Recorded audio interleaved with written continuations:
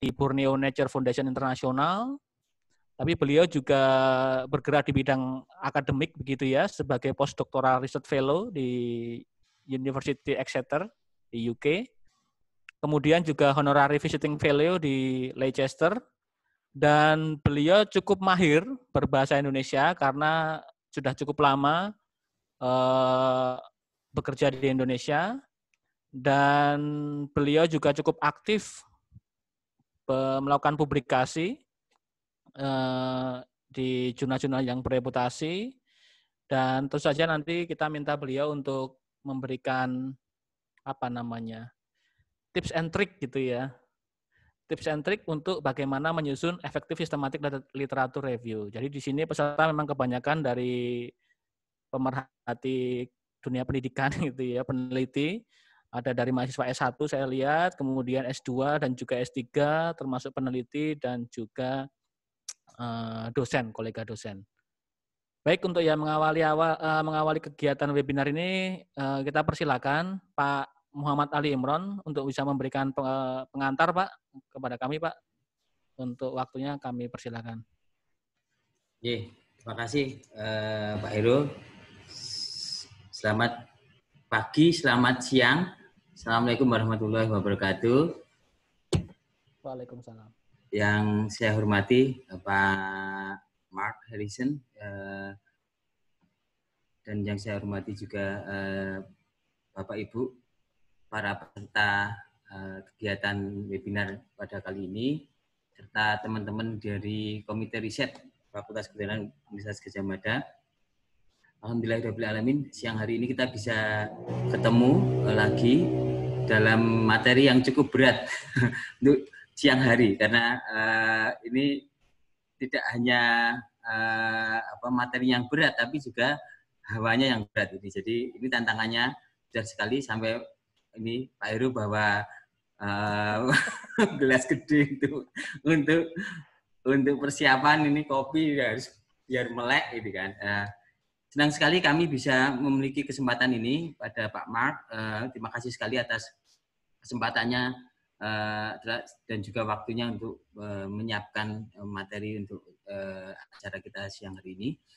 Yang tak kalah penting adalah sebenarnya kami tahun ini mengantisipasi kondisi COVID ini melakukan perubahan yang cukup signifikan dari kegiatan capacity building yang biasanya hanya kita lakukan dengan jumlah yang relatif sangat terbatas. Kita tetap melakukan hal yang semacam itu kalau sudah masuk skill yang khusus, artinya membutuhkan panduan dari narasumber, sehingga kemarin yang pertama kita melakukan workshop yang sangat terbatas jumlahnya, tidak kita buka. Tapi kali ini kita melihat ada skill yang umum dan tidak hanya dibutuhkan oleh peneliti kehutanan sebenarnya. Peneliti dari manapun sebenarnya butuh, ilmu apapun butuh skill ini. Sehingga kemarin kita rancang acara kali ini terbuka. Dan kami sangat berharap ini bisa membantu Bapak Ibu sekalian untuk melakukan riset-riset lebih lanjut. Karena memang salah satu catatan penting di kita adalah seringkali kalau masih masa kuliah di luar negeri itu kemampuan saintifiknya masih tinggi, tapi begitu pulang itu seringkali sudah lupa dengan skillnya. Nah ini kami melihat penting sekali untuk melatih diri lagi. Ya mungkin ini refreshing lah bagi beberapa teman, tapi ada juga mungkin yang sesuatu yang baru. Saya kira ini kesempatan yang bagus sekali untuk kita bersama-sama belajar pada Pak Mark. Kami juga mengucapkan terima kasih kepada BNF dan juga Exeter maupun Leicester yang sudah mendukung Pak Mark dalam berkegiatan di sini. Dan tak lupa kami sedikit promosi ini. Jadi setelah ini kita kurang lebih nanti di bulan Oktober kita akan mengadakan seminar nasional dalam rangka Dies Natalis. Jadi setelah ini nanti mungkin acara selanjutnya berupa seminar nasional, kami berharap nanti Bapak Ibu sekalian juga bisa berpartisipasi dalam kegiatan itu. Kita mungkin kali ini seperti yang kita lakukan kali ini, seminarnya berupa seminar online, tapi harapan kami nanti bisa di diikuti lebih banyak orang daripada yang offline, karena biasanya kalau online itu biasanya jauh lebih murah. Jadi saya kira tidak perlu berpanjang-panjang. Saya ucapkan selamat belajar bersama. Semoga apa yang didapatkan dalam proses belajar siang hari ini bisa bermanfaat bagi Bapak Ibu sekalian. Terima kasih. Saya kembalikan ke Pak Heru. Assalamualaikum warahmatullahi wabarakatuh. Waalaikumsalam warahmatullahi wabarakatuh. Pak Imron, sebelum memulai materi dari Pak Mark, kita adakan sesi foto terlebih dahulu, Pak. Jadi biar nanti masih fresh gitu ya mukanya ya. Jadi kita harapkan kepada seluruh peserta untuk bisa mengaktifkan videonya dan bisa mengaktifkan juga suaranya, tidak apa-apa. Nanti kita biar lebih mantap gitu ya dalam menyapa begitu. Oke. Mas Denis tolong dibantu untuk screenshot ya. Oke. Dikasih apa-apa, Mas? Oke, Bapak Heru. Ada beberapa halaman ya? Iya, Pak. Ada 6 halaman. Oke, selamat siang Bapak Ibu. Saya akan pandu untuk foto bersama. Ini karena kebetulan banyak sekali yang hadir, jadi akan ada beberapa sesi pemotretan. Untuk yang pertama, saya hitung 1, 2, 3. Nanti setelah itu akan saya hitung sampai 6 kali. Mohon maaf jika sedikit menunggu. Oke, pertama. 1, 2, 3.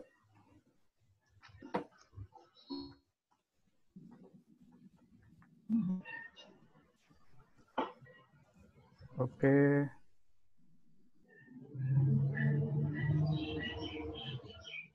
1, 2, 3.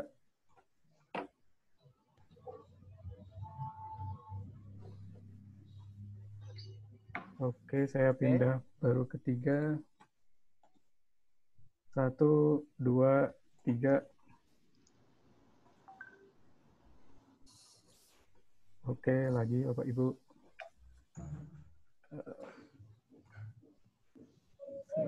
Oke, sudah Mas Denis? Belum Pak, bentar Pak. Oh, belum. Ada yang belum nyalakan kamera soalnya. Oke, 1, 2, 3.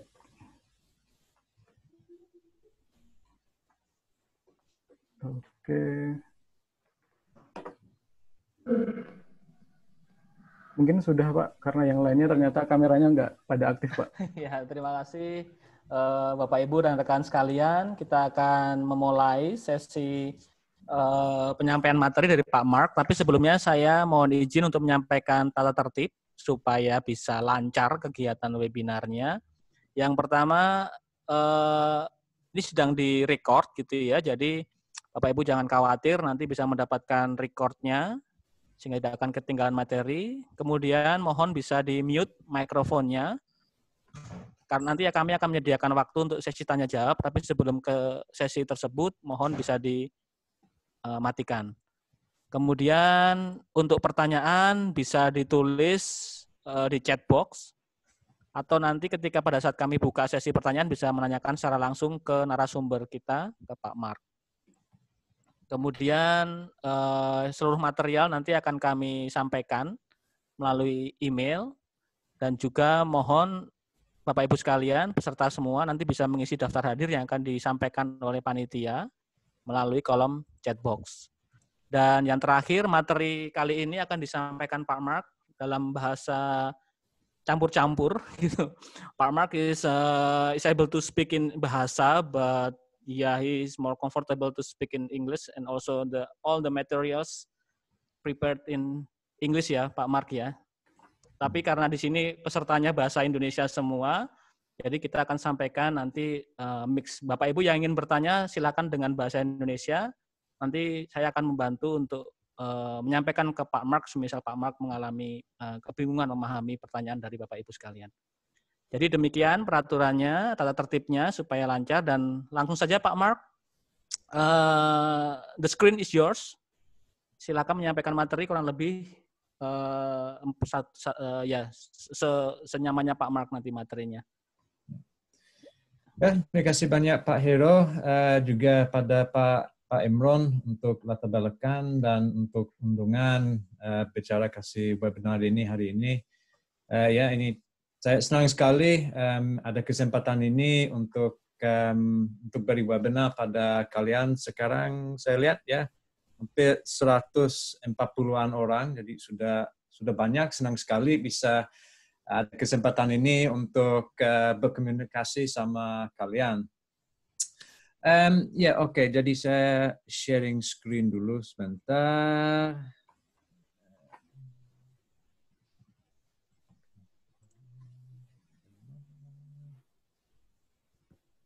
Ya, oke. Bisa lihat ya? Presentasi sudah... Belum, Pak.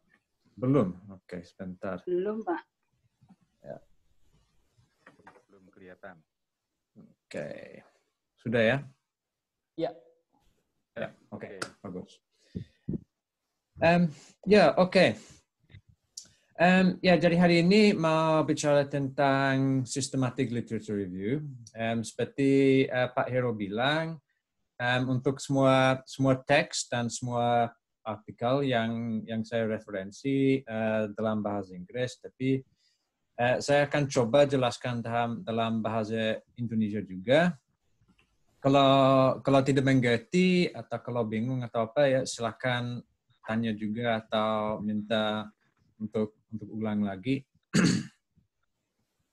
Okay.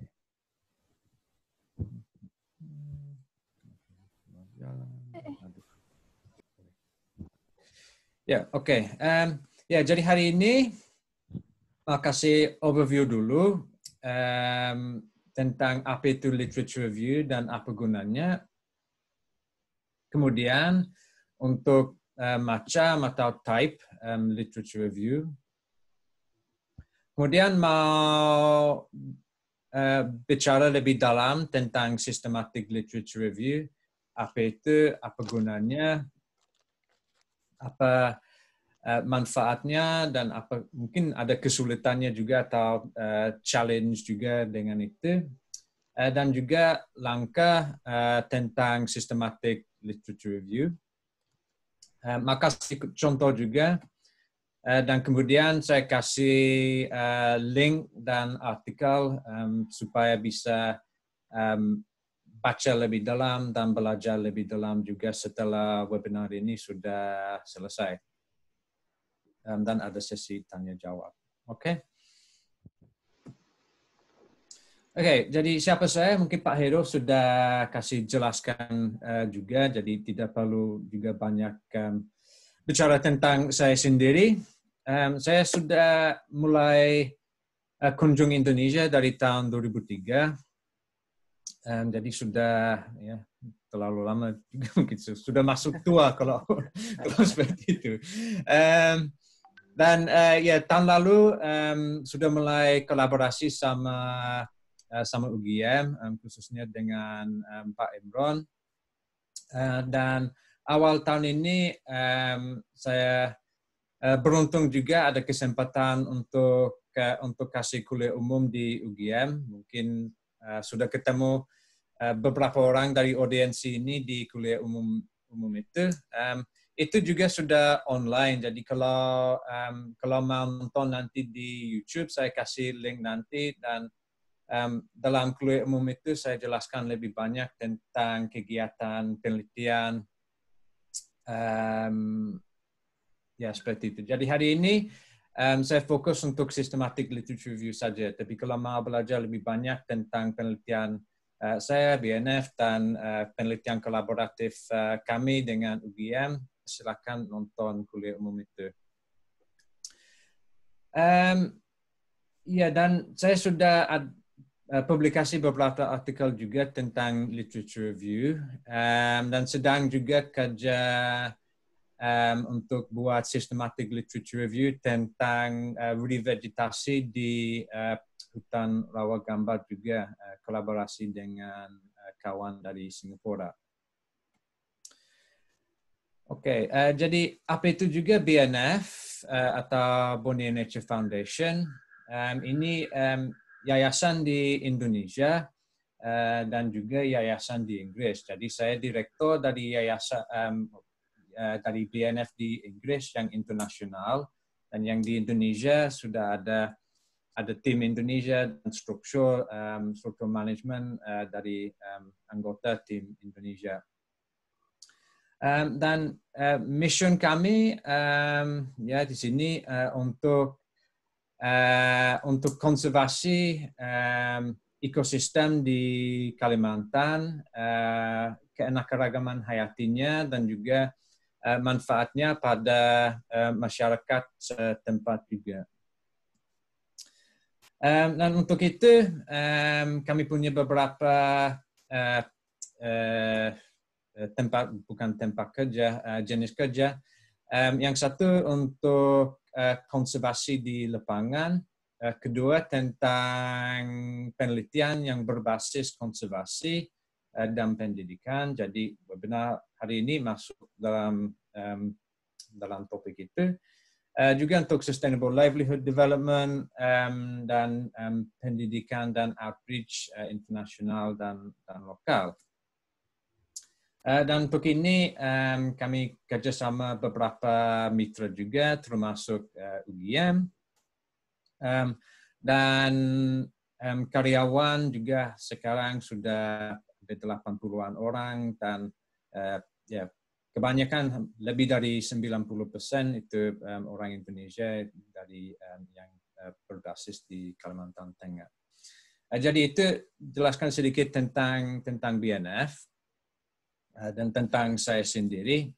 Ini tempat lokasi penelitian kami di Kalimantan. Dan karena webinar ini mungkin agak berat sedikit bicara tentang systematic literature review dan langkah-langkah tentang itu, saya kasih foto hutan juga, karena kenapa tidak. Ya, dan seperti saya bilang tadi, systematic literature review juga itu bisa kita gunakan untuk banyak topik, dan itu bisa digunakan untuk penelitian ekologi dan penelitian tentang kehutanan juga. Ya, dan foto orangutan, kenapa tidak? Oke. So, apa itu literature review? Mungkin kalian sudah tahu tentang literature review atau sudah pernah coba atau buat literature review mungkin dengan skripsi atau apa. Dan untuk literature review itu memang bisa ada banyak macam literature review juga. Jadi secara umum literature review itu kita cari literature untuk sebuah topik. Dan untuk fokus topik itu bisa apa saja yang kita ingin teliti. Kalau kita ingin teliti tentang kesehatan atau tentang ekologi atau tentang English history or whatever. Semua bisa untuk literature review. Jadi metodologi ini sangat fleksibel.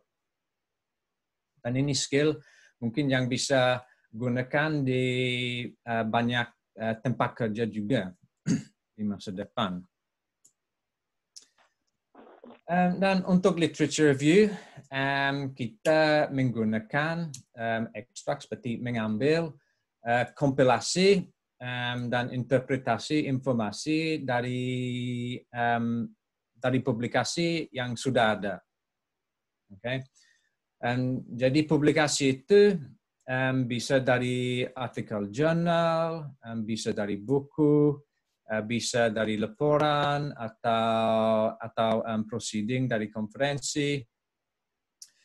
Bisa juga dari kami bilang literature abu-abu atau gray literature.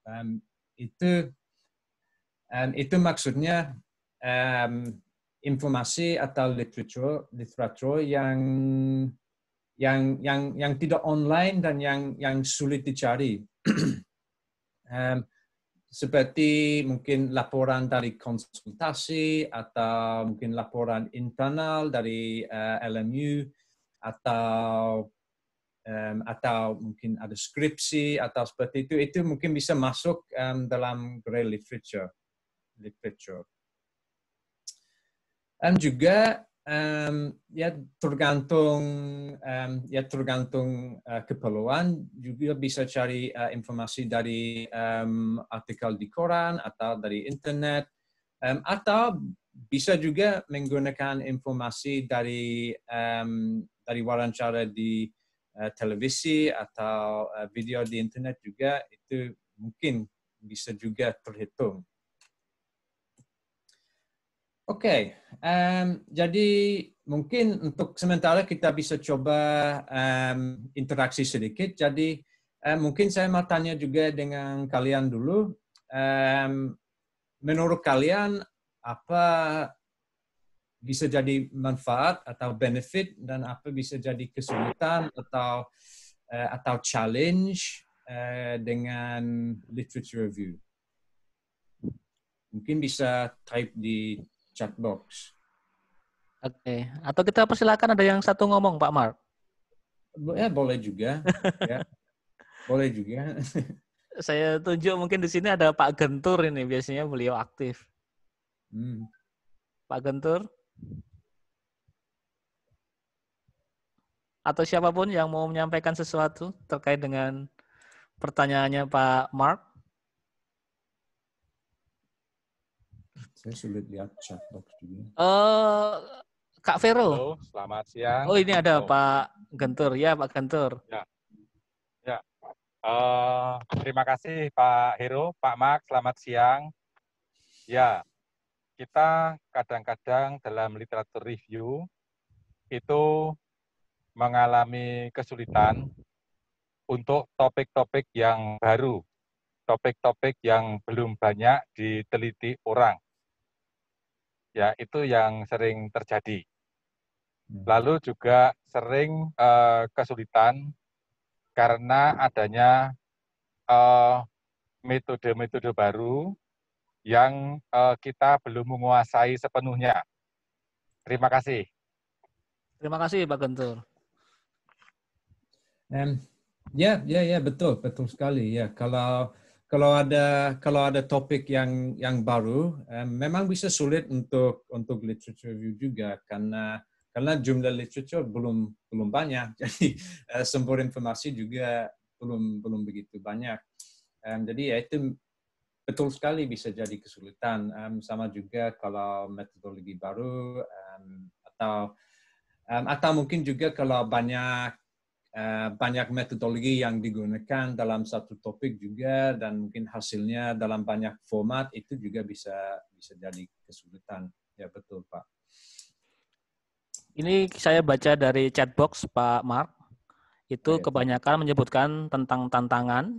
Itu dari Agus Jati menyebutkan so many literature to review. Itu so laborious. Itu ada batasan tidak minimal atau maksimal untuk literatur review? Untuk jumlah literature maksudnya? Ya. Tidak juga. Ya tidak ada seperti batasan resmi atau apa. Tergantung topik juga.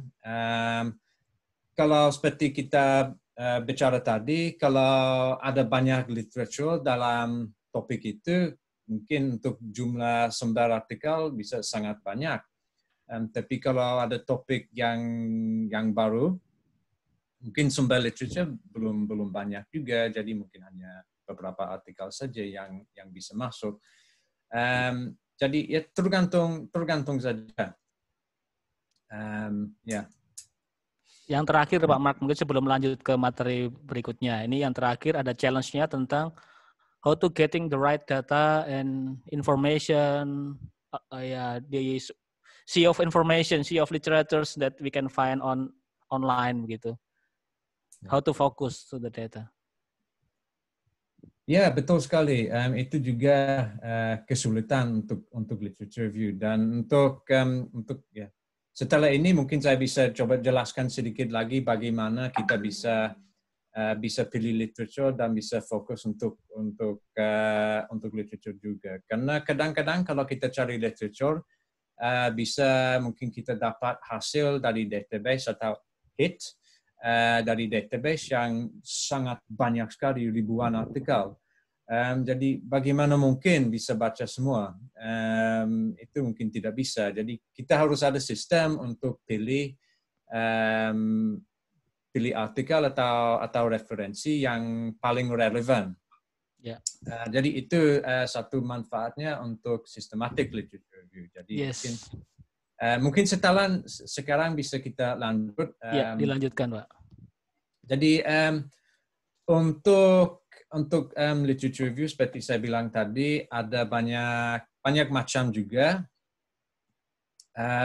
Dan dalam literature juga literature review juga atau type literature review ini untuk nama yang dikasih tidak selalu konsisten juga.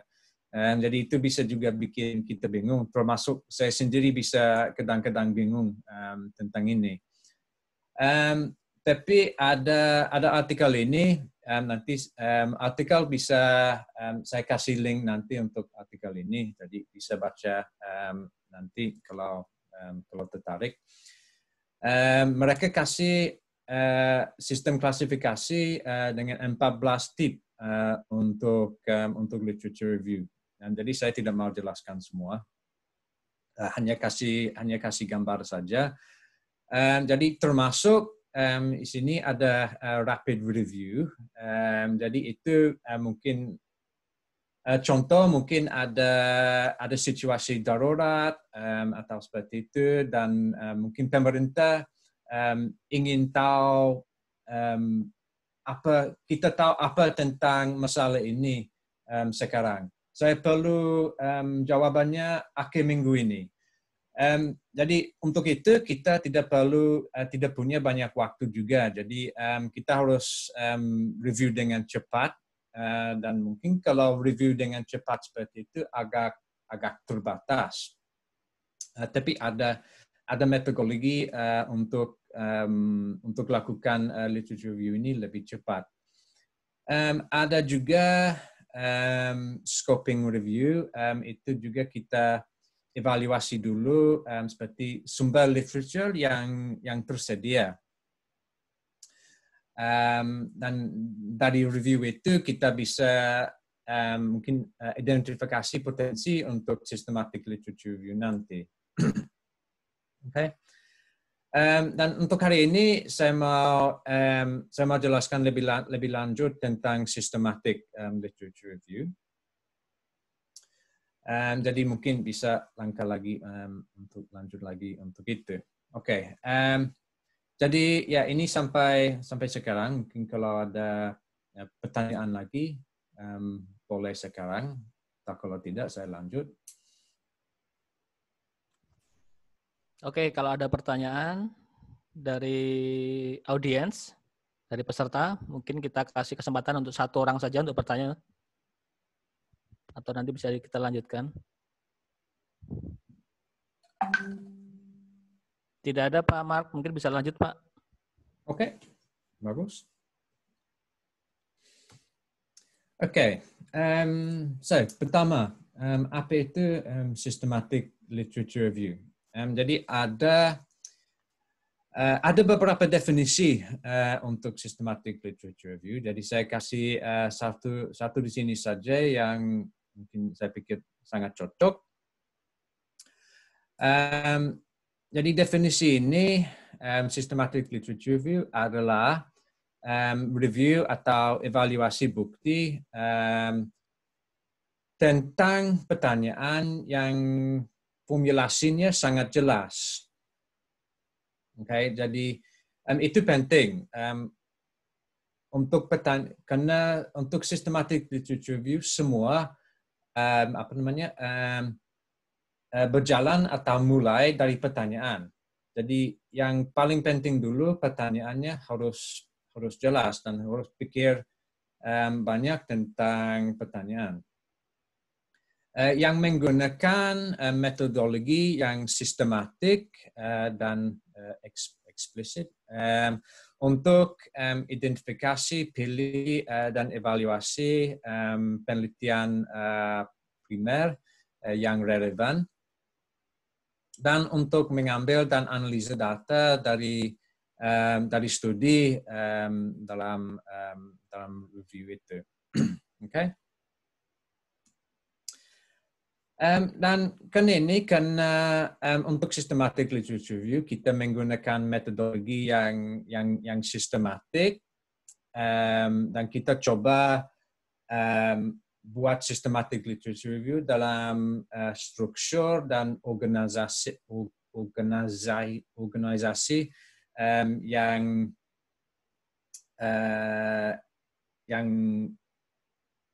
sangat fokus. Sering juga menggunakan guideline seperti yang dari Collaboration for Environmental Evidence. Nanti ada link untuk websitenya.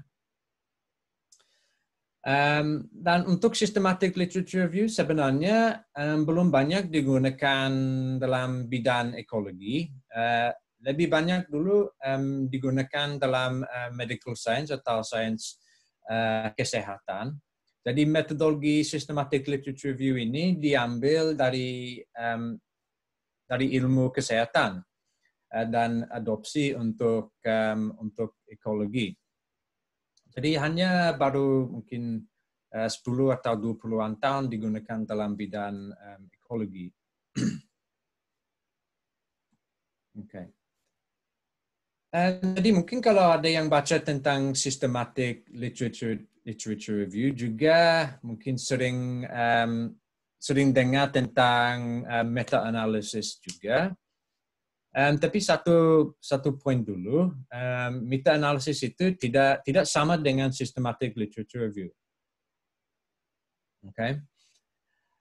Jadi kita bisa menggunakan meta-analysis dalam systematic literature review, tapi kita bisa juga lakukan systematic literature review tanpa meta-analysis.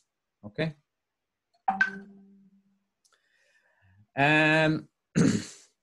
Jadi untuk meta-analysis definisinya adalah strategi statistik yang spesifik untuk kumpul hasil dari banyak studi dalam satu estimate atau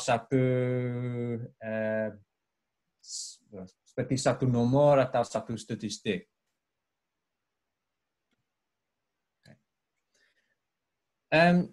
Jadi apa manfaatnya dari systematic literature review dibandingkan dengan type literature review yang lain? Karakteristik yang penting untuk systematic literature review adalah saya kurang tahu kata ini bahasa Indonesia, rigorous, objektif dan transparan atau jelas. Dan manfaatnya dari karakteristik itu adalah kita bisa lebih banyak menghadiri bias atau menjauhi bias dalam review kita.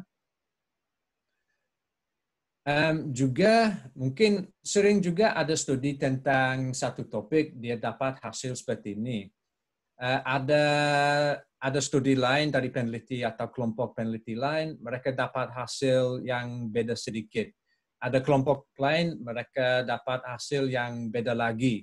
Jadi mungkin kalau kita baca dari literatur, kita bisa bingung juga. Kita percaya ini, karena hasilnya semua beda. Jadi systematic literature review ini adalah satu alat atau metodologi untuk menggunakan hasil ini yang mungkin ada konflik dan untuk dapat seperti konsensus atau seperti persetujuan dengan hasil ini yang beda. Dan karena ini kita bisa kurangi kemungkinan untuk conclusion yang yang salah. Juga untuk systematic literature review kita menggunakan metodologi yang sangat jelas dan sistematik, dan karena itu bisa memfasilitasi replikasi juga. Jadi kalau ada peneliti lain yang ingin teliti tentang ini dan dia menggunakan metodologi yang sama, seharusnya juga dia dapat hasil yang sama. Dan karena ini kita tahu it's more reliable from the conclusions. And karena itu potensi untuk beri masukan ke policy atau kebijakan lebih tinggi juga, lebih dipercaya. Dan kadang-kadang juga ada keperluan untuk systematic literature review. Jadi mungkin contohnya mungkin pemerintah ingin tahu tentang satu masalah, mereka kasih kontrak kepada staf UGM untuk evaluasi pengetahuan kita dalam masalah ini sekarang dengan menggunakan metodologi systematic literature review. Oke, itu sudah dalam permohonan dari pemerintah, jadi kita harus menggunakan metodologi ini karena ini keinginan mereka. Atau juga kadang-kadang jurnal ilmu juga ada keperluan atau mereka mungkin ada preferensi untuk systematic literature review juga. Okay. Jadi gunanya juga sangat banyak. Jadi saya tidak mau kasih semua guna di sini karena mungkin kita sepanjang hari di sini. Tapi untuk kasih beberapa contoh dulu, mungkin kita punya keperluan untuk evaluasi efektivitas dari intervensi konservasi. Jadi intervensi seperti mungkin misalnya ada patroli illegal logging atau seperti itu. Dan kita ingin tahu apakah patroli illegal logging bisa kurangi illegal logging atau kehilangan luas hutan secara global. Jadi kita bisa dapat hasil dari banyak studi di seluruh dunia tentang perubahan luas hutan dengan keadaan patroli illegal logging dan tanpa patroli illegal logging, dan kita bisa bandingkan hasil dari semua studi ini untuk evaluasi efektivitas dari intervensi patroli illegal logging itu ya. Jadi itu satu contoh. Mungkin juga untuk poin yang terakhir, saya tambah lagi sedikit. Mungkin kita punya dua strategi untuk kurangi kehilangan hutan. Yang satunya patroli illegal logging. Yang keduanya mungkin edukasi lingkungan di kampung atau apa. Jadi kita bisa juga dapat informasi atau data dari semua studi tentang perubahan luas hutan dengan keadaan edukasi lingkungan dan dengan yang tanpa kegiatan edukasi lingkungan. Kita bandingkan juga dan kita juga bisa bandingkan lagi, apakah efektivitas dari kegiatan patroli ini lebih bagus atau tidak daripada efektivitas dari kegiatan edukasi ini. Jadi kita bisa bandingkan dan mungkin itu bisa penting juga untuk nanti pilih strategi untuk konservasi. Jadi, tapi seperti kita bilang tadi atau bicara tadi di tanya jawab yang tadi juga ada saat juga kapan systematic literature review juga mungkin bisa kurang berguna. Yang pertama tentang jika pertanyaan mungkin kurang fokus atau terlalu kompleks juga. Jadi saya kasih contoh di sini. Jika kita tanya apa dampak dari gangguan dari gangguan manusia kepada ekosistem, okay? Itu pertanyaan yang sangat luas sekali. Dampak seperti apa? Gangguan manusia seperti apa? Bisa polusi, bisa penebangan pohon, bisa konversi ke agriculture. Itu banyak sekali. Dan juga ekosistem juga banyak. Maksudnya apa? Itu hutan tropis atau ekosistem rumput di Amerika Utara atau ekosistem laut atau apa? Itu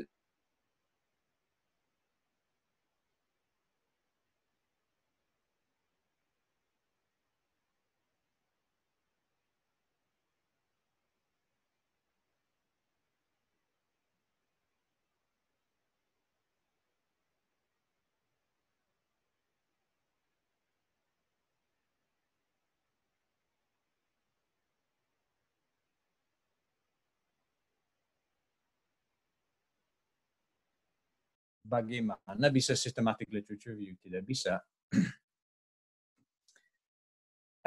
Juga untuk systematic literature review perlu tenaga dan waktu yang lebih banyak daripada type literature review yang lain. Jadi kalau kita sangat perlu systematic literature review dan kalau sumbernya cukup, kalau ada cukup waktu dan cukup uang untuk bayar gaji orang atau apa, bisa saja systematic literature review. Tapi kalau kita tidak perlu evaluasi yang sangat dalam seperti itu atau kita tidak punya sumber yang cukup, mungkin lebih cocok kita pilih metodologi yang lain. Juga karena systematic literature review ini, seperti saya bilang tadi, semua mulai dari pertanyaan. Jadi kita bisa jawab pertanyaan itu, tapi kadang-kadang bisa juga sulit untuk mengerti kenapa ada dampak ini. Jadi mungkin satu contoh, kita bisa mungkin evaluasi semua hasil buat systematic literature review tentang dampak illegal logging di populasi kera atau apes, ya. Dan mungkin kita tahu dari evaluasi ini systematic literature review itu kalau ada illegal logging populasi kera akan berkurang. Okay.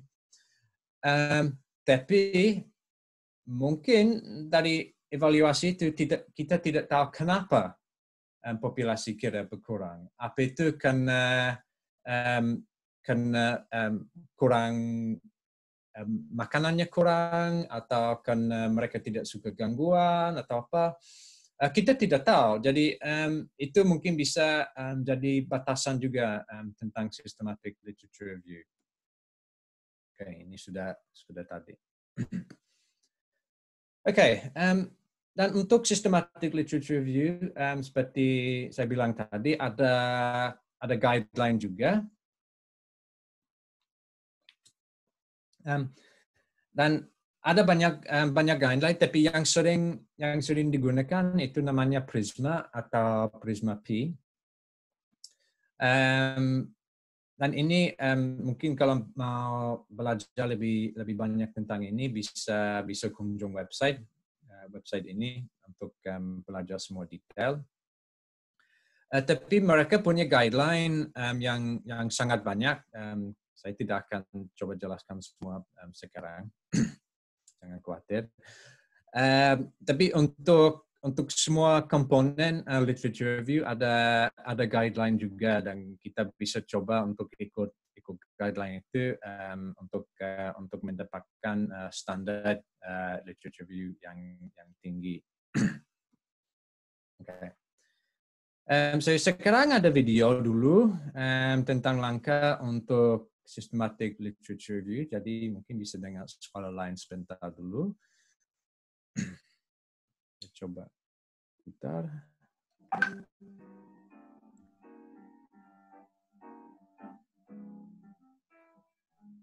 From a distance, the steps of a systematic review look pretty basic. To answer a question or a series of questions, you just gather all the information that exists, filter out the information that doesn't apply to your question, then combine it all together into a report about existing evidence and research gaps.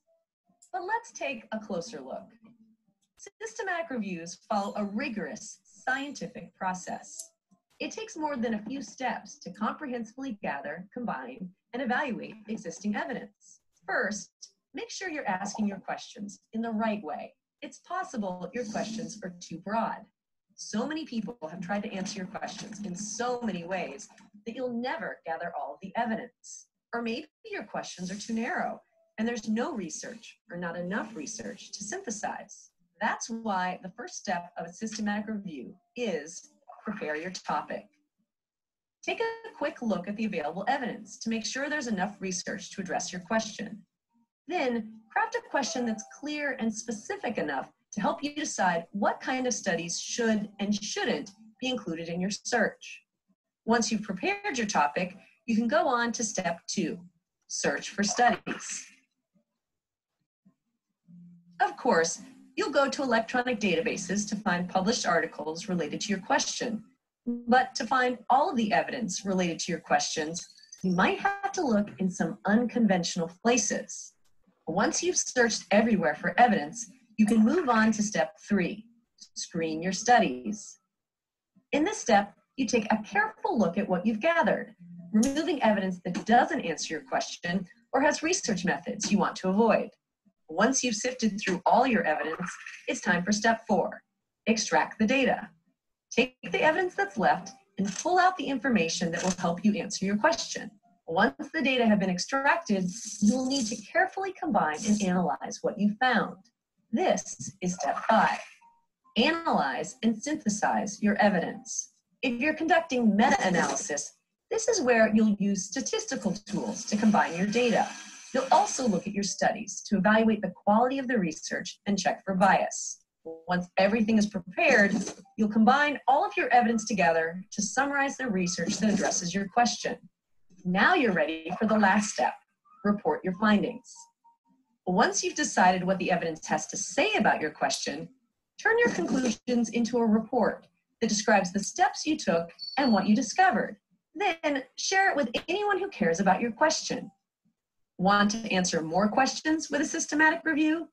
Don't forget the steps.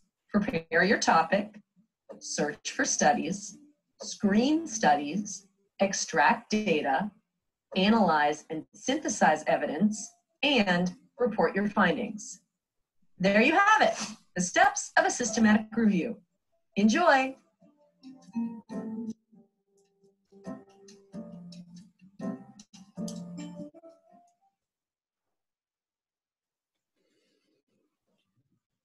Ya, oke. Jadi saya harap dengan video ini bisa belajar sedikit tentang langkah dari systematic literature review. Saya juga akan coba lanjut. Ya, right. Oke. Ya, jadi mungkin kita bisa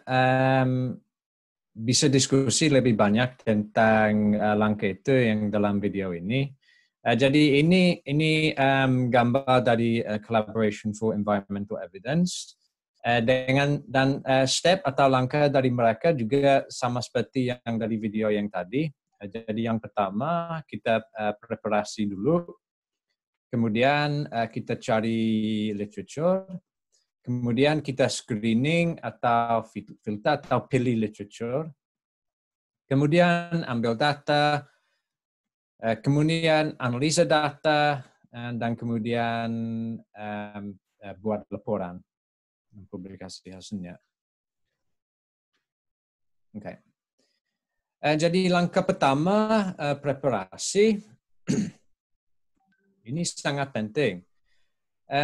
Seperti saya bilang tadi, untuk systematic literature review itu mungkin bisa perlu tenaga yang cukup banyak. Jadi mungkin akan perlu lebih dari satu orang untuk buat systematic literature review itu. Jadi mungkin mau kumpulkan tim dulu. Dan dalam tim itu mungkin akan ingin ada keahlian yang luas dan relevan untuk topik yang tersebut juga.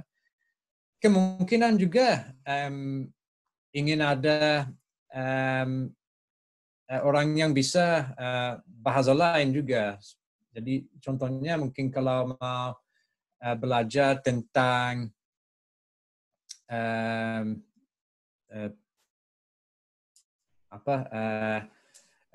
kondisi hutan di Jawa dari dulu sampai sekarang, mungkin ingin ada dalam tim kita akan ingin ada orang yang bisa bahasa Indonesia karena banyak publikasi dalam bahasa Indonesia. Juga mungkin ada yang bisa bahasa Inggris karena banyak publikasi internasional dalam bahasa Inggris. Juga mungkin akan ingin ada yang bisa bahasa Belanda karena mungkin banyak publikasi dalam bahasa Belanda dulu dari 100 tahun lalu yang relevan juga. Jadi kalau kita hanya bisa bahasa Indonesia saja, untuk semua data yang bisa kita kumpulkan tidak akan komplit. Dan juga kita harus pikir tentang potensi untuk bias dalam anggota tim kita. Sebelum mulai systematic literature review, bagus jika bisa buat scoping review dulu. Jadi ini seperti pencarian utama dulu untuk mendevelop dan untuk tes strategi cari artikel dan juga untuk estimasi jumlah literature yang ada. Jadi saya kasih satu contoh untuk scoping review. Tidak usah baca ini semua, saya akan jelaskan ya. Jadi mereka dari contoh ini ingin tahu tentang bukti untuk apa shock apa itu. Seperti kejadian darurat dalam sumber dari sumber air segar yang bisa jadi sumber konflik atau promosi kolaborasi. Jadi itu pertanyaan mereka. Dan untuk ini mereka cari di satu database saja, karena ini hanya scoping review dulu ya. Jadi mereka hanya cari di satu database saja dulu, Web of Science. Dan mereka menggunakan kata pencarian seperti ini. Jadi ada yang tentang water, tentang aqua, tentang dam. Jadi semua kata ini semua terkait dengan freshwater resources. Okay. Dan mereka juga dalam pencarian ini tambah kata yang berhubungan dengan konflik dan collaboration ini juga.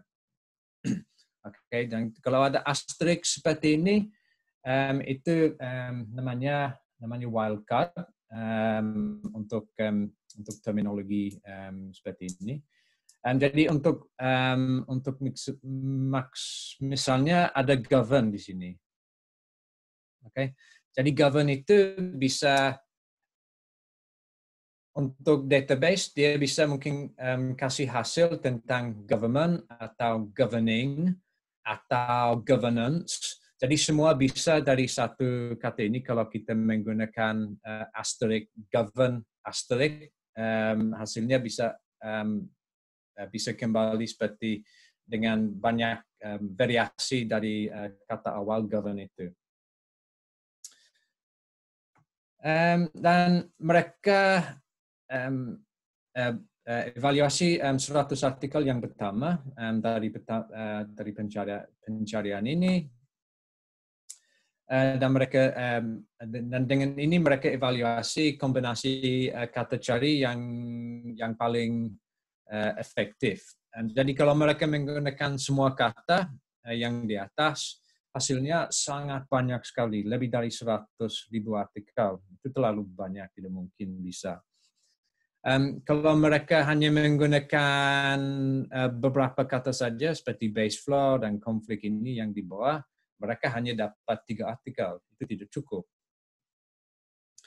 Tapi kalau mereka menggunakan kombinasi seperti yang di tengah, mereka dapat 600-an artikel, dan mungkin jumlah ini lebih cocok untuk lebih feasible dan lebih realis. Jadi mereka pilih kombinasi seperti ini. Okay. Kemudian dari scoping review kita bisa evaluasi kualitas dari semua penelitian, dan kita juga bisa berpikir bagaimana bisa mengambil data dari studi seperti ini. Dan kalau kita sudah buat protokol atau metodologi tentang ini dari kegiatan preparasi ini, mungkin kita bisa juga minta masukan dari kolega juga, dapat peer review. Jadi mungkin bisa dengan dosen atau dengan peneliti yang lain bisa dapat masukan dari mereka. Kalau kita mau develop protokol tentang review, ada banyak timbangan yang harus kita pikirkan dulu. Seperti bilang tadi, kita harus ada pertanyaan yang sangat jelas dan dengan rasional, yang juga jelas dan masuk akal. Jadi saya kasih contoh untuk pertanyaan yang bagus dan yang tidak. Jadi kalau seperti contoh yang tadi juga, pertanyaan apa dampak dari gangguan manusia pada satwa liar? Kalau pertanyaan seperti itu terlalu umum atau terlalu luas. Kalau kita cari literatur tentang itu, mungkin hasil dari pencarian itu sangat banyak sekali, mungkin ribuan artikel, tidak mungkin bisa baca semua. Kalau kita tanya apa dampak dari gangguan logging kepada kera besar, liar, dan kegiatan activity atau behavior profile mereka, pertanyaan ini lebih spesifik. Okay? Untuk jenis gangguan itu spesifik tentang logging. Untuk satwa liar yang kita teliti juga spesifik, bukan semua, hanya tentang great apes yang liar, dan juga yang kita tanya tentang great apes itu juga spesifik. Kita tanya tentang perilaku mereka. Jadi misalnya seperti kalau mereka jalan kurang jauh mungkin kalau ada gangguan logging, atau mereka mungkin makan lebih banyak. Contohnya seperti itu. Tapi kalau kita tanya apa dampak dari gangguan logging kepada orangutan, waktu makan untuk orangutan yang liar di hutan Sebangau, pertanyaan seperti itu terlalu spesifik. Jadi mungkin kalau kita ingin tahu tentang itu, ini hanya satu populasi orangutan. Ini hanya satu dampak yang kita ingin teliti tentang feeding time, seperti berapa jam dia makan setiap hari. Jadi itu bisa kita investigasi dengan studi di lapangan, penelitian di lapangan saja. Tidak perlu systematic literature review untuk ini. Jadi kita harus pikir dulu tentang pertanyaan supaya pertanyaannya cocok dan jelas. Seperti bicara di slide yang terakhir juga, kita harus pikir tentang terminologi dan strategi untuk cari artikel juga, dan juga bahasa. Ingin cari di database apa? Ada banyak database untuk artikel ilmiah juga, seperti Web of Science, Web of Knowledge, PubMed, banyak yang lain juga. Mungkin Google Scholar, dan ada yang lain. Jadi mungkin kita perlu juga pikir mau cari di database mana. Selain dari itu juga mungkin ingin cari grey literature atau ingin cari di website. Jadi mungkin misalnya kalau kita mau teliti tentang malaria, selain dari publikasi database seperti Web of Science, mungkin kita juga ingin cari di database World Health Organization, maksudnya, untuk tentang publikasi mereka. Kemudian mungkin kalau kita mau sangat komplit, kita bisa juga baca referensi dalam studi yang ada, dan ambil referensi baru dari daftar referensi mereka. Atau kita bisa juga tanya dengan peneliti yang studi topik itu. Jadi mungkin kalau kita tahu ada ahli ini, kelompok dia sudah banyak sekali studi tentang ini, kita bisa tanya dia jika dia tahu literature juga tentang topik ini yang bisa masuk dalam investigasi kita. Karena kemungkinan kita bisa dapat hasil yang sangat banyak, kita juga harus ada kritik untuk masuk dan untuk buang studi sesuai dengan relevan dari studi tersebut. Jadi kita harus ada sistem atau peraturan tentang ini, bagaimana kita pilih studi untuk masuk. Dan untuk ini sering menggunakan metodologi PECO namanya. Jadi dalam struktur ini ada populasi.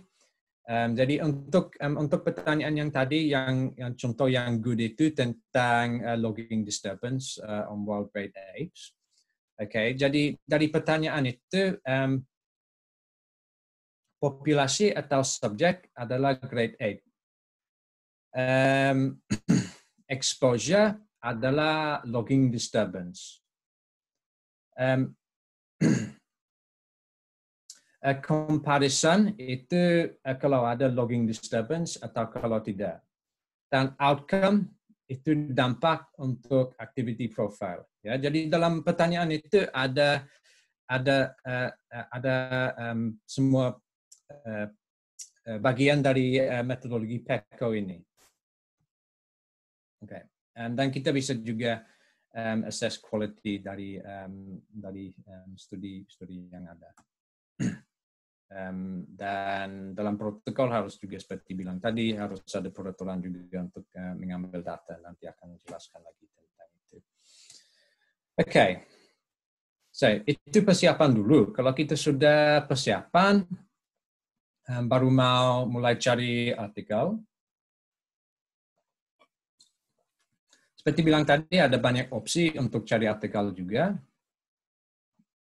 Ini sudah jelaskan tadi. Yang penting kita catat prosesnya. We record the searching process and the way that we do that and the results that we get. So ini satu contoh. Mungkin kita cari di Web of Knowledge tanggal ini dengan kata cari ini ada 328 hits. Jadi ini kita sudah record hasil dari pencarian ini. Jadi ini penting kalau kita record seperti ini. Dan kalau kita sudah dapat info seperti itu, kita bisa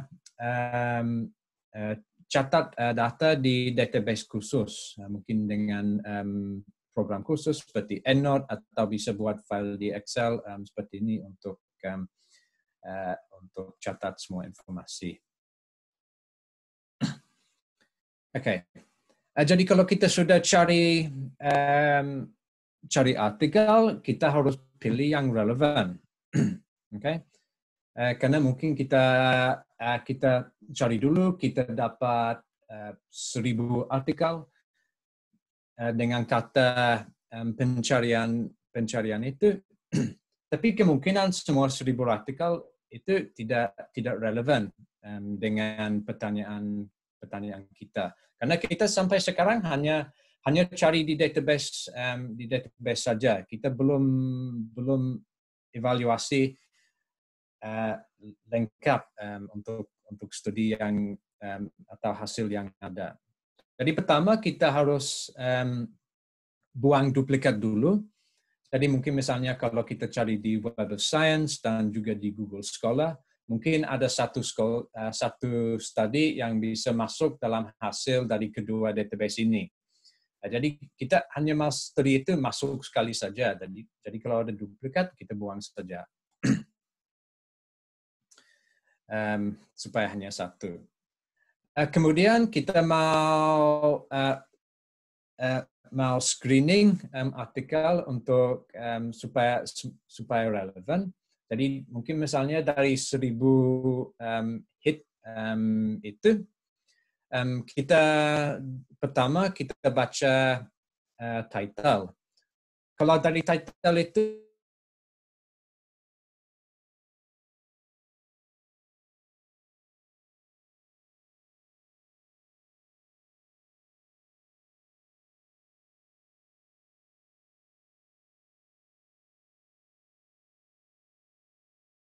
kita buang saja.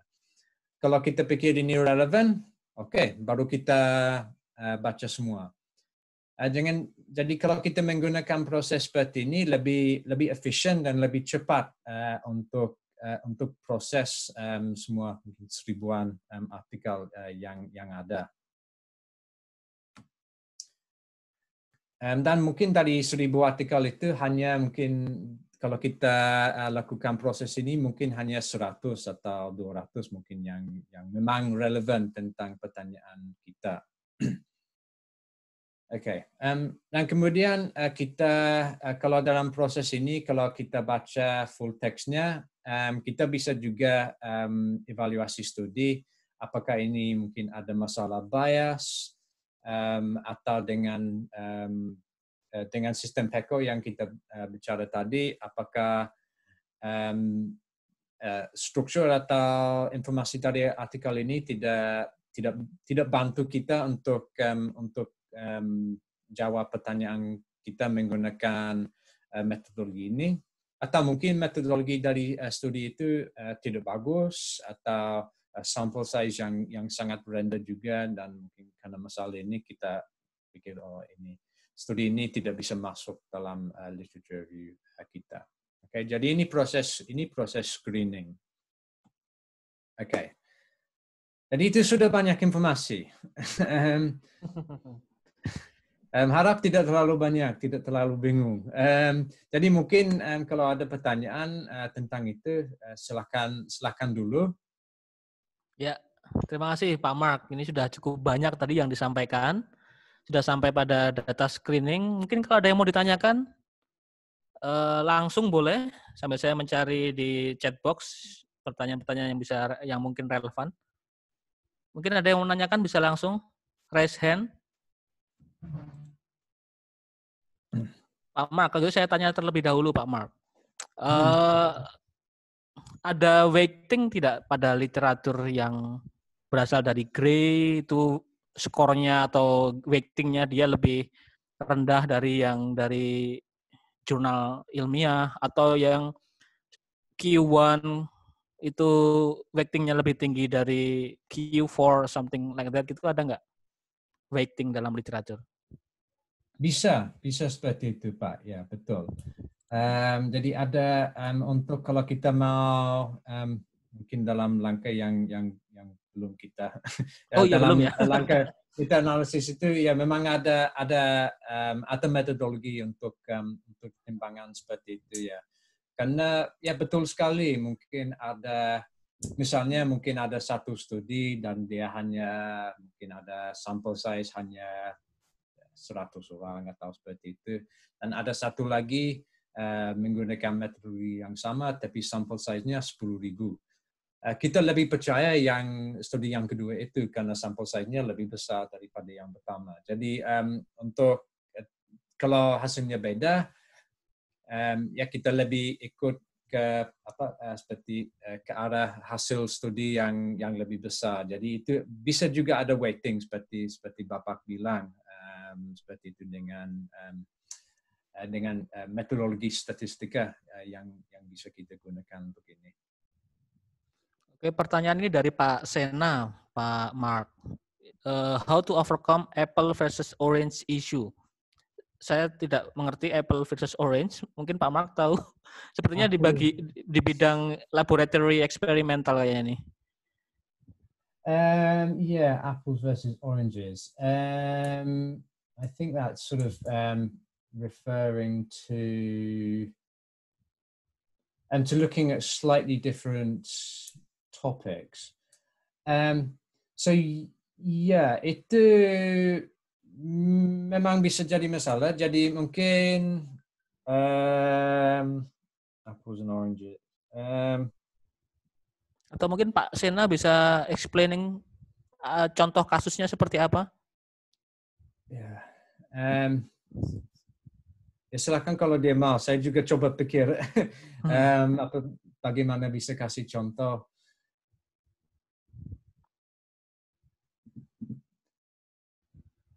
Ya, oke.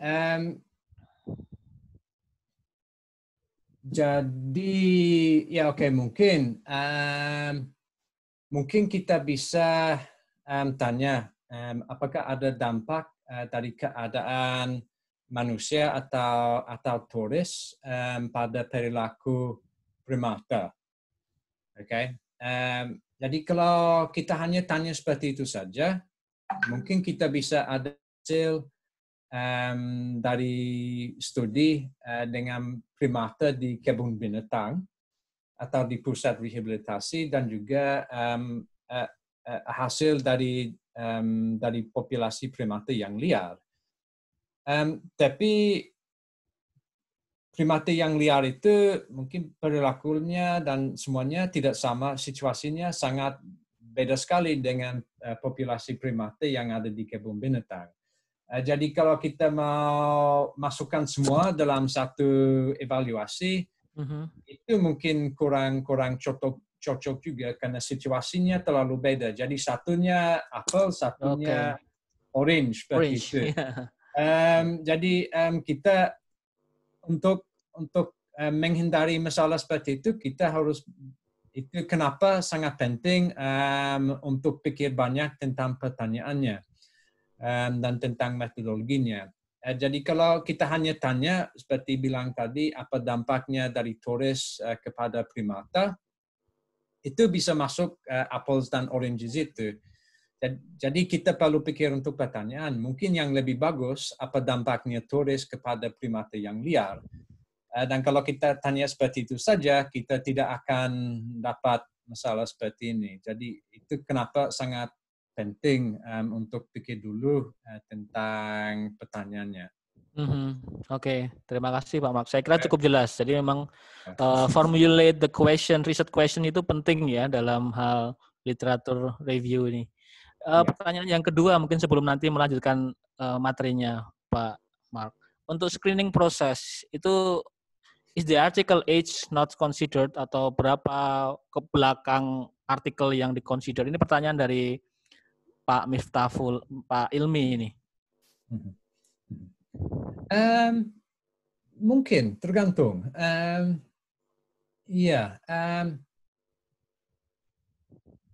Ini juga harus kita pikir kalau kita mau buat protokol untuk literature review juga, kita harus juga pikir tentang masalah seperti ini.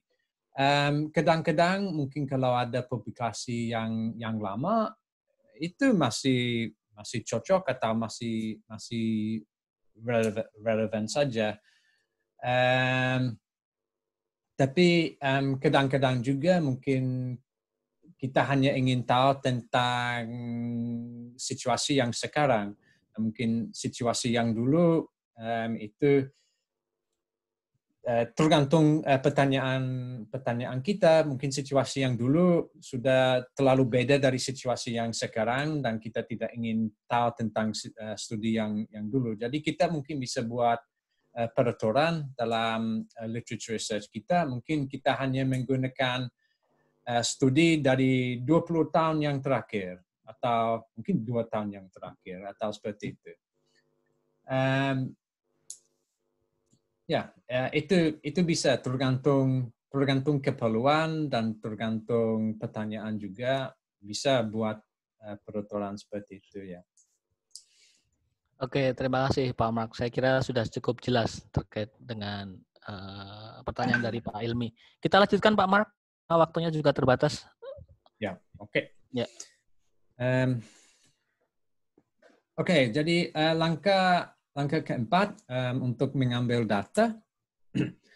Jadi dari semua studi yang kita dapat, kita harus mengambil data dengan cara yang sistematik juga. Jadi dari systematic literature review ini semua langkah itu harus sistematik. Dan itu bisa sulit karena untuk kalau peneliti ini mereka bikin penelitian ini dan buat publikasi, mereka tidak pikir ketika buat publikasi untuk systematic literature review kita nanti 10 tahun ke depan. Jadi mungkin untuk metodologi mereka bisa beda, untuk cara presentasi hasil juga bisa beda. Jadi itu bisa sulit untuk mengambil data. Jadi kita harus pikir kita ingin ada data seperti apa. Jika format data seperti ini itu bisa digunakan atau tidak. Dan kalau kita mengambil data dari studi ini, kita harus juga catat data atau record data di database khusus. Jadi mungkin kita mau buat seperti file Excel yang khusus untuk ini. Jadi mungkin bisa ada satu kolom untuk nama author, satu kolom untuk jurnal publikasi, untuk title publikasi, satu kolom untuk negara publikasi, satu kolom mungkin misalnya untuk spesies satwa yang diteliti, satu kolom untuk intervensi konservasi yang diimplementasi, mungkin ada patroli atau ada kegiatan edukasi, satu kolom lagi untuk dampak atau perubahan aktivitas kira atau seperti itu. Jadi kita mungkin harus ada kolom yang spesifik seperti itu supaya kita mengambil data dengan cara yang sistematik dan menggunakan data dalam cara yang sistematik. Oke, ini sudah jelaskan tadi. Mungkin untuk data yang ada dalam publikasi ini mungkin presentasinya dalam artikel bisa dalam teks, dalam mungkin seksi results, atau bisa mungkin dalam table, mungkin kadang-kadang bisa juga dalam figure, dalam grafika atau apa. Itu bisa lebih sulit lagi untuk mengambil data dari grafika, tapi mungkin sering bisa mengambil data seperti itu, sering juga sulit atau tidak bisa karena presentasi data terlalu sulit untuk ambil data yang kita butuh. Dan kalau seperti itu, mungkin kita tidak bisa menggunakan studi itu dalam literature review kita. Sebaiknya ada teman atau peneliti lain yang bisa cek hasil kita. Jadi misalnya kalau saya dulu yang cari dan mengambil data dan catat data, mungkin misalnya Pak Hero bisa cek apakah saya rekod dengan benar dan tidak ada salah atau apa supaya konsisten. Kadang-kadang mungkin kita akan perlu kontak penulis untuk dapat klarifikasi atau mungkin data yang hilang atau yang tidak ada dalam publikasi. Mungkin kadang-kadang mereka bisa bantu seperti itu. Oke. Jadi itu tentang data extraction. Kemudian kita perlu analisa data dan sintesis data. Jadi ini bisa kualitatif, jadi hanya dengan teks saja. Kadang-kadang itu sudah cukup, tergantung hasil dari literature review. Mungkin kalau kita cari literature dan tidak dapat banyak studi, atau mungkin hasilnya semua sangat beda sekali dan tidak ada pola yang konsisten atau apa, mungkin cukup saja kalau kita ada narrative synthesis saja. Tapi sering juga ada quantitative assessment atau data analysis. Dan mungkin dengan ini kita bisa coba dapat the mean effect, the kind of the like rata-rata maybe antara semua studi dan variasi antara hasilnya. Mungkin kita bisa juga akan ingin coba prediksi dampak atau ekstrapolasi dari pola yang ada. Dan seperti ada pertanyaannya tadi, bisa kita coba juga weighting tergantung reliability dari studi tersebut menggunakan meta-analysis. Oke, jadi sekarang ada video lagi tentang meta-analysis. Saya coba tukar dulu.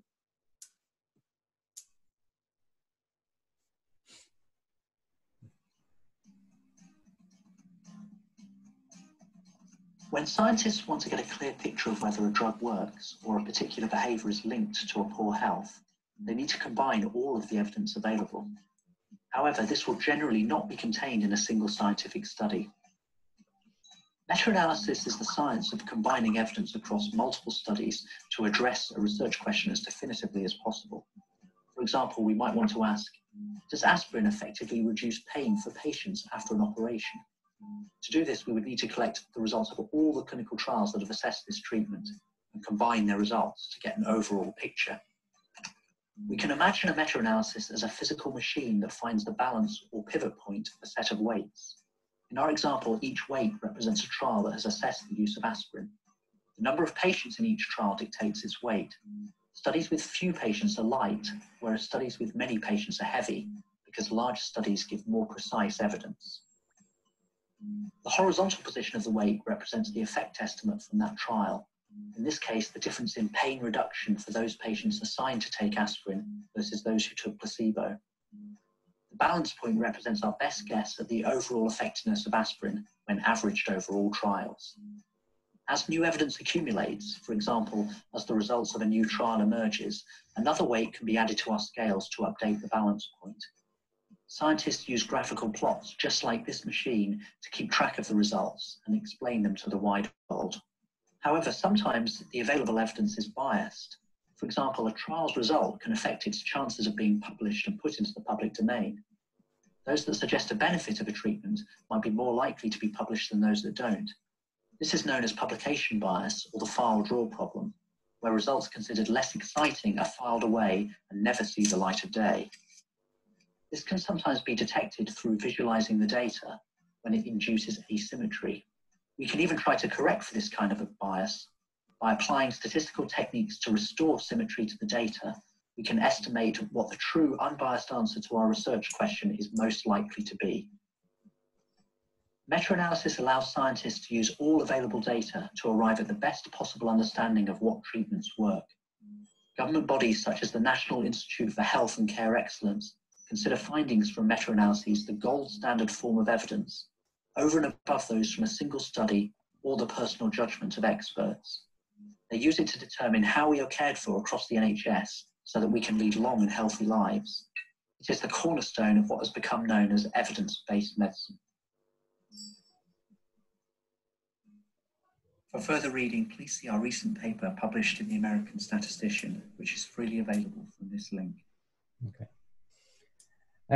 Oke. Jadi contoh itu tentang masalah medis. Seperti saya bilang tadi, mungkin untuk systematic literature review juga asli dari ilmu medis. Jadi itu seperti penjelasan tentang meta-analysis. Jadi ini grafika seperti yang ada penimbang mereka dalam video ini. Grafika ini ya prinsipnya hampir sama saja. Jadi ada banyak studi ini, berapa mungkin 20-an studi ini. Dan untuk zero yang di tengah ini itu untuk topik studi ini tidak penting. Untuk zero ini maksudnya tidak ada dampak. Dan kalau untuk setiap studi ada mean effect ini yang segi 4 yang hitam. Kalau segi 4-nya lebih besar maksudnya sample size lebih besar. Dan untuk garis yang dari untuk garis tadi ini itu variasi. Jadi kalau garisnya lebih panjang mungkin maksudnya variasi lebih besar. Dan dengan ini kita bisa lihat hasil dari setiap studi tentang masalah ini. Dan kalau kita ambil rata-rata dari semua, kita bisa dapat dampak atau conclusion kita seperti ini. Dampaknya seperti yang dalam garis merah ini. Okay, jadi dampaknya untuk contoh ini dampaknya sedikit positif dari masalah ini. Okay. Jadi kemudian kalau kita sudah analisa data, mungkin kita sudah mau buat laporan dan publikasi hasil. Jadi kita harus berpikir dan menjelaskan dalam laporan juga tentang strength atau kekuatan mungkin dari sumber bukti yang ada. Apakah studi yang ada itu reliable, apakah dampaknya itu besar atau konsisten antara semua studi, apakah hubungannya jelas, dan juga apakah ada mungkin penjelasan lain mungkin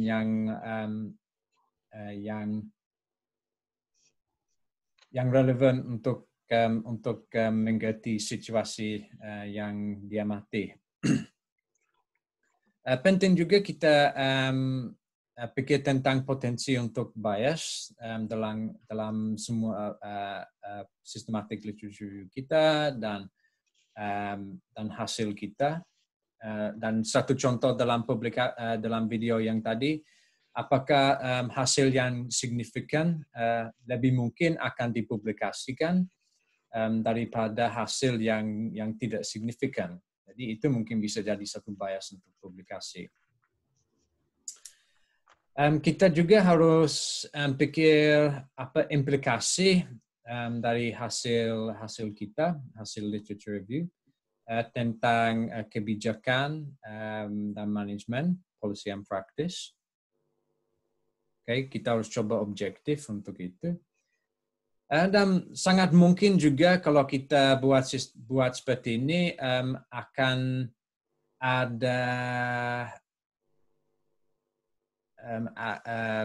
akan ada penelitian yang perlu lagi, yang penelitian lanjut yang perlu untuk paham ini semua. Jadi mungkin dalam systematic literature review ini kita sudah dapat hasil ini, kita sudah tahu ini, oke, bagus. Tapi bagaimana tentang ini? Oh iya, oke, belum tahu. Ya, jadi Bu, itu mungkin apa? Ya, Bu.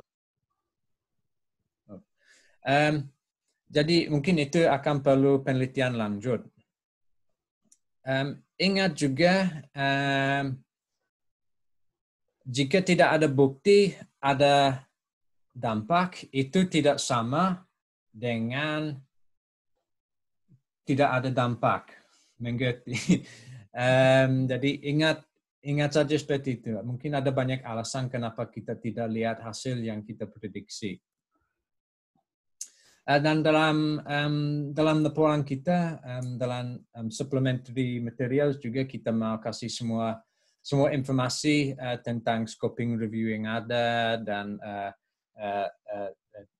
data atau tables tentang data yang ditarik dari publikasi dan artikel yang masuk dalam literature review kita. Okay. Dan banyak jurnal punya seperti requirements seperti policy yang beda untuk publikasi literature review daripada artikel lain.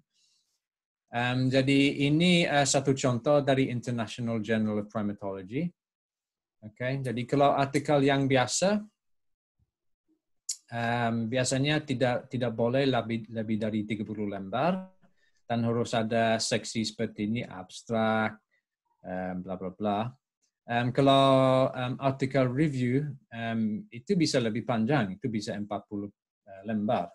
Jadi ada peraturan beda dalam International Journal of Primatology tentang publikasi literature review. Juga mungkin satu contoh lagi untuk PJ, mereka juga punya guideline yang beda untuk artikel biasa yang di sebelah kiri dan literature review yang di sebelah kanan. Seksinya beda. Dan juga bukan hanya itu, untuk literature review di PJ, itu mereka lebih suka systematic literature review. Itu poin yang penting dari contoh ini, daripada jenis literature review yang lain. Jadi lebih mungkin bisa publikasi di PJ jika systematic literature review daripada literature review yang lain. Oke, jadi mungkin kalau ada waktu saya bisa jelaskan tentang satu contoh atau Pak Hiro mau langsung tanya jawab saja. Ini publikasi ini ada di link, jadi mungkin audiensi bisa download nanti. Oke, contoh yang dimaksud seperti apa, Mark? Maksudnya? Ini satu artikel, jadi ini satu systematic literature review. Jadi mungkin saya bisa jelaskan sedikit tentang artikel. Ya, silakan Pak Mark dijelaskan saja contohnya, Pak. Ya, oke. Jadi mungkin perlu 5 menit saja. Oke, bisa lihat artikel ya sekarang di PDF. Ya, bisa. Ya? Oke. Jadi artikel ini tentang community forest management. Oke, dari tim peneliti internasional, publikasi di Frontiers in Ecology and the Environment. Jadi kita tidak akan baca semua sekarang. Hanya mau jelaskan sedikit tentang metodologi mereka dan hasil mereka. Jadi mereka tertarik tentang community forest management. Dan mereka bilang di sini mereka menggunakan systematic review methods, ikut guideline dari Collaboration for Environmental Evidence. Jadi itu yang saya bilang tadi, sering juga orang ikut guideline dari Collaboration for Environmental Evidence. Dan ini mereka coba buat sangat jelas. Jadi seperti kita bicara tadi, dengan pertanyaan ini ada subject population. So untuk pertanyaan mereka, does community forest management supply global environmental and local welfare benefits in less developed country? Jadi untuk pertanyaan ini, populasi itu ekosistem atau populasi manusia yang terkait dengan community forest management project di less developed country. Dan jadi ini ikut metodologi PECO tapi menggunakan kata yang lain. Untuk pertanyaan ini juga ada type of intervention. Jadi type of intervention itu community forestry management project. Ada type of comparator. Jadi untuk bandingkan. Jadi untuk bandingkan itu hasil dari situasi yang ada community forestry management project dan situasi yang tidak ada community management forest management project. Dan untuk outcome itu juga itu indikator dari luas hutan atau kondisi hutan dan indikator juga untuk welfare masyarakat. Okay. Dan dengan ini mereka cari di 12 database elektronik, mungkin seperti Web of Science dan apa lagi. Dan 28 website dari organisasi untuk dapat literature ini. Dan dari pencarian itu mereka dapat lebih dari 3.000 artikel. Tapi dari artikel ini setelah mereka baca abstrak, hanya 600-an yang memang relevan dengan pertanyaan mereka. Dan setelah baca full text-nya, hanya 42 yang relevan. Jadi dari 3.000 artikel ini, hanya 40 yang benar-benar relevan untuk bantu mereka jawab pertanyaan itu. Okay. Dan bisa kita lihat di sini juga, di figure 2 ini, karakteristik tentang studi yang ada. Jadi mungkin kalau misalnya kita menggunakan yang nomor 2 ini, metodologi dari data collection dari 42 studi ini, ada 15-an yang menggunakan pengukuran kuantitatif, mungkin 10-an yang menggunakan survei, mungkin 10-an yang menggunakan metodologi kualitatif seperti itu. Jadi itu karakteristik dari studi yang masuk. Dan kalau dari hasil analisa data, mereka buat dapat hasil seperti ini, buat graf seperti kita lihat tadi, menggunakan metodologi Hedges G ini untuk dapat effect size. Jadi dari ini untuk basal area seperti besaran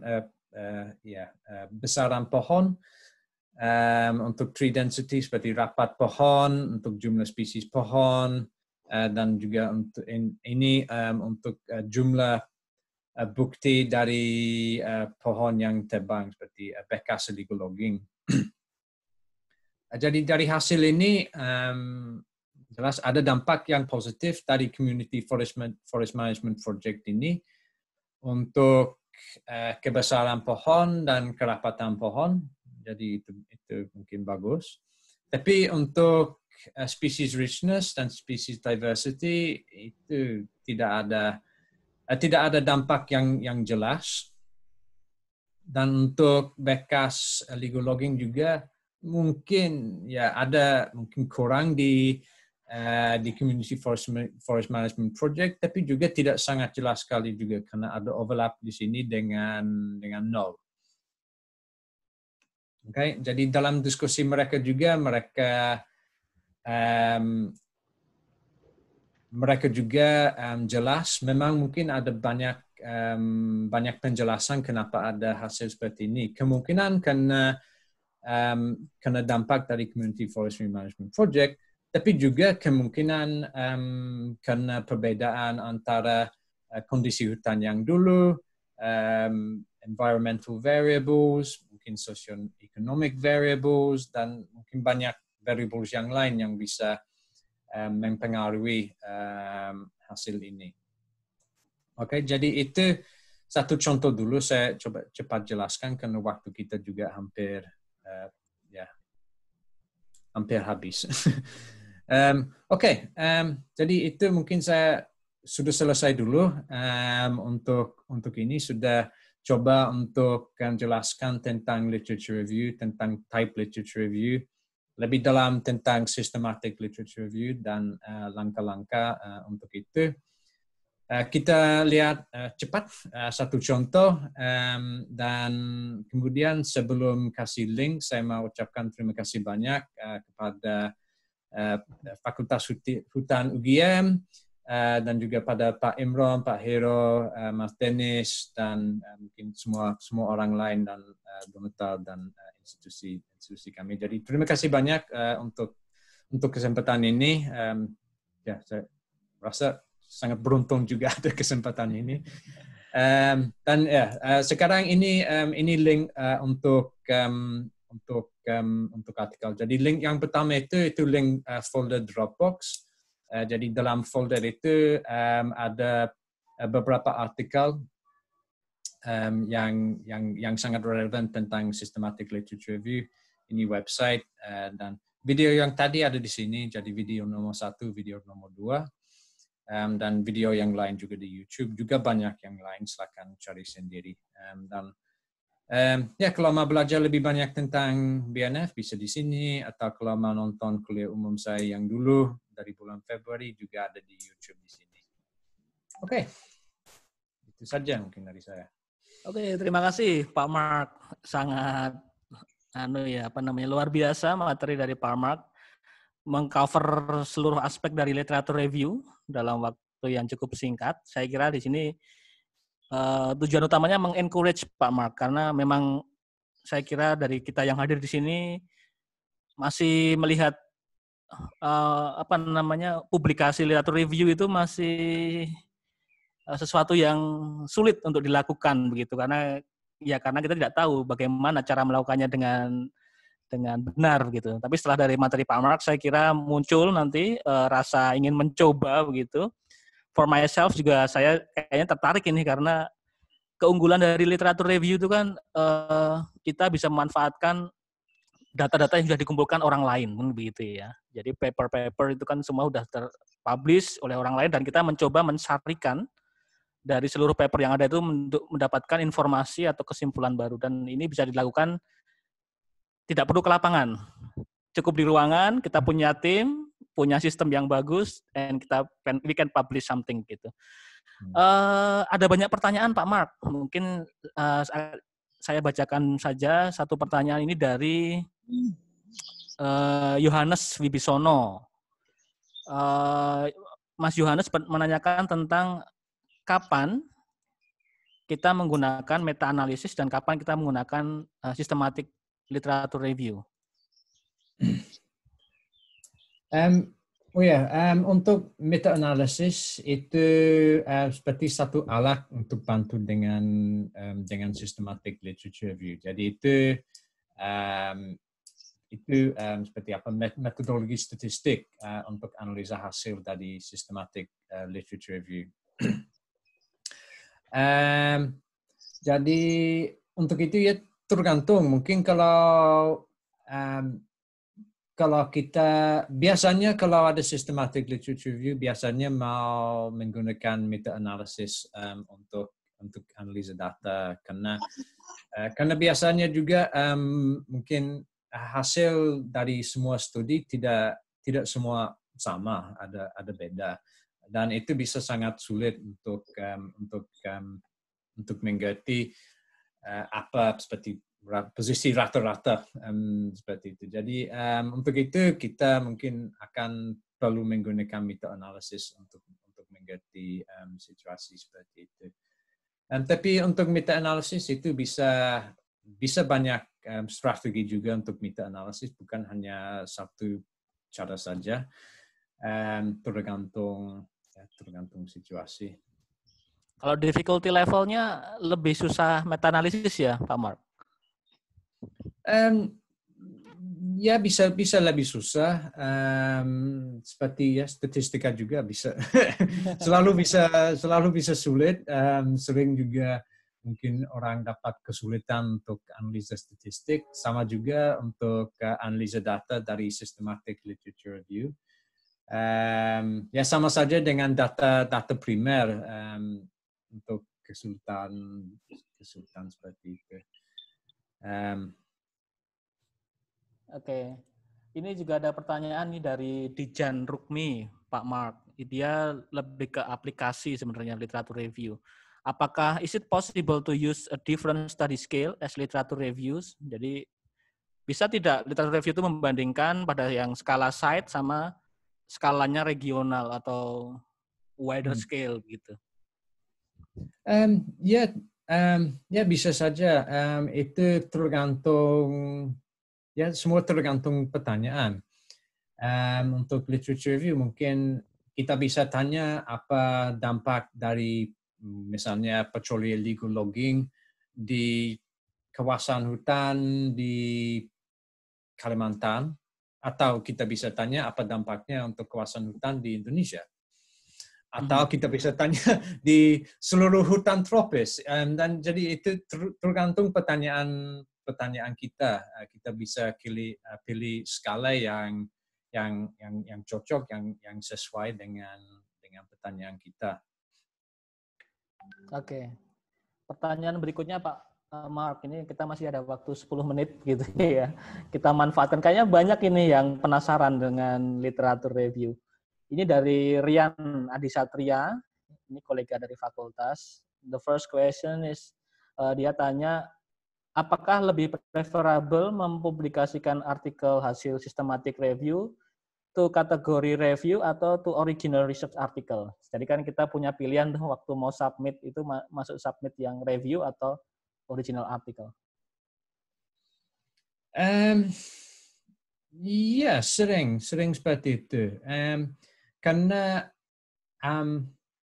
ya seperti bilang tadi, untuk hasil dari setiap studi tidak sama. Jadi mungkin misalnya saya bisa mungkin studi satu hutan di Kalimantan, dan mungkin teman saya dia studi di hutan lain, dan saya dapat hasil seperti ini, dia dapat hasil seperti itu. Kalau pemerintah atau manajer dia mau pikir, oke, saya mau pilih strategi seperti Pak Mark atau seperti temannya, yang mana yang lebih bagus, hasilnya beda, saya bingung. Jadi kalau dia hanya lihat satu studi itu saja, dia mungkin sulit untuk dapat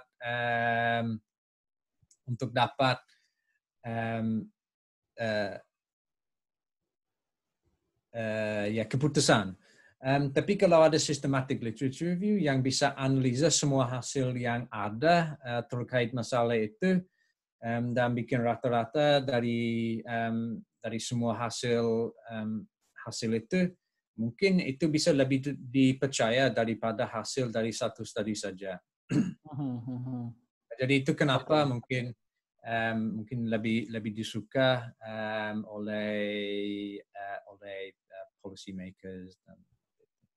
Ya, itu juga related sama pertanyaannya Anissa. Dia bertanya, ini sepertinya SLR ini lebih pada scientific study. Is it possible to apply systematic literature review pada analisis kebijakan, public policy, atau to formulate policy, something like that? Itu mungkin nggak, Pak? Ya, betul sekali ya. Itu mungkin hasil dari systematic literature review juga sering juga digunakan untuk policy making atau formulasi policy. Mana kasih contoh?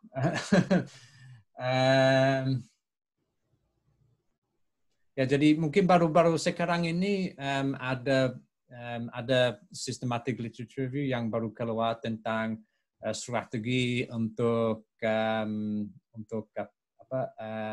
untuk kurangi dampak dari atau transmisi dari virus COVID. Jadi itu sudah digunakan oleh pemerintah juga untuk bikin policy tentang itu. Jadi ya sering juga.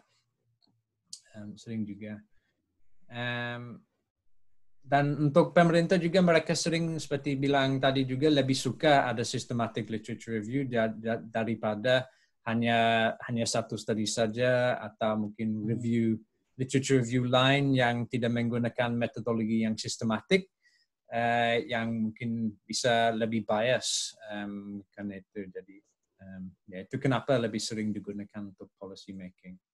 Berarti untuk objeknya ini bisa grey literatur juga ya, atau fully dokumen kebijakan-kebijakan yang policy zaman dahulu, jadi tidak ada yang jurnal artikel bisa ya Pak Mark ya? Mungkin kalau kita hanya publikasi di jurnal, ya sering juga mungkin policy maker juga tidak membaca jurnal itu. Jadi mungkin kalau kita memang ingin beri masukan untuk policy, lebih bagus kalau ada seperti jabatan atau hubungan dengan policy maker itu, mungkin bisa kasih laporan pada mereka atau bisa rapat sama mereka. Kalau kita hanya publikasi di jurnal saja, kemungkinan mereka tidak baca. Jadi kita harus ada komunikasi juga dengan policy maker. Oke Pak Mark, karena waktu sudah mau habis, ini satu pertanyaan terakhir. Bisa tidak bahan untuk review literatur ini hasil review juga? S1 artikel? Atau bagaimana? Untuk S1 artikel maksudnya apa? Untuk skripsi? Bukan, maksudnya kita hasil publikasi review itu sebagai sumber untuk literatur review kita. Itu dihitung sebagai satu publikasi atau sumber publikasi yang dia review begitu. Ya bisa satu, ya bisa jadi publikasi sendiri juga dari systematic literature review. Ya sering juga seperti itu. Bisa juga mungkin ada systematic literature review yang ambil data dari banyak review yang lain juga. Iya itu maksudnya, itu bisa ya. Bisa, jadi sumbernya ya, dari review gitu, dihitung satu atau dihitung number of literature they review. Ya mungkin tergantung situasi Pak, saya pikir. Ya, mungkin kalau misalnya tahun lalu sudah ada kelompok yang bikin systematic literature review tentang topik yang saya ingin teliti, mungkin kalau sekarang mungkin saya tidak perlu coba ulang lagi karena hasilnya mungkin sama saja, kecuali kalau banyak sekali publikasi dalam 1 tahun terakhir, mungkin hasilnya sama saja. Tapi mungkin bisa sering juga ada review mungkin yang sudah publikasi 10 tahun atau 20 tahun lalu, dan sekarang sudah banyak penelitian lagi antara 20 atau 10 tahun itu, dan kita mau seperti update review lagi dan lihat apakah hasilnya sekarang berbeda atau pengetahuan kita sudah lebih bagus sekarang, bisa juga seperti itu. Ya. Pak Mark, terima kasih sekali atas ilmu yang sudah dibagikan ke kami. Juga sekali lagi atas nama Komite Riset Fakultas Kehutanan UGM, kami sekali lagi mengapresiasi Pak Mark sudah meluangkan waktunya untuk berbagi ilmu kepada kami. Dan sekali lagi terima kasih Pak Mark.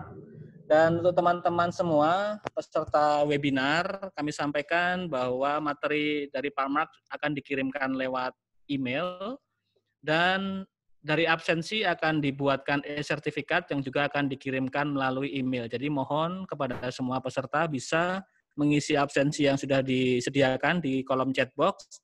Dan demikian juga ini menjadi akhir acara kita, webinar seri ketiga dari Komite Riset Fakultas Kehutanan UGM. Dan kami harapkan bisa memberikan manfaat buat rekan-rekan semua, terutama semangat untuk publikasi di satu segmen publikasi yang jarang kita lakukan, gitu ya. Ini ada ceruk yang peluang besar untuk publikasi di aspek literatur review. We don't need to go to the field, seperti itu kurang lebih, karena kita punya banyak sea of information di pengindeks gitu ya, jadi database itu banyak sekali informasi. Dan bagusnya dari literatur review itu kita bisa mendapatkan simpulan sementara dari segala penelitian yang sudah dilakukan sebelum-sebelumnya. Jadi sekali lagi semoga bermanfaat buat seluruh peserta. Sampai ketemu di seri-seri webinar berikutnya. Demikian saya tutup. Wassalamualaikum warahmatullahi wabarakatuh. Silakan. Ya, terima kasih Pak Mark. Pak Mark, ya. Halo Mbak Vero, sampai ketemu lagi. Oh, sampai ketemu lagi Mas Hero, senang bisa ketemu nih. Terima kasih Pak Mark, terima kasih Mas Imron, semua. Sukses studinya Mbak, juga di sini ada. Terima kasih. Selamat pagi di sana. Iya, pagi masih ngantuk-ngantuk. Itu masuk siang sekarang. Ya, sekarang Scotland lagi hujan, dingin. Nah, di sini juga hujan. Oh, sama ya Pak Mark. Terima kasih semua. See you again. Terima kasih Mas Hiru, Pak Imron. Terima kasih Pak Turnun. Terima kasih Pak Imron. Ada teman saya Gede juga. Terima kasih.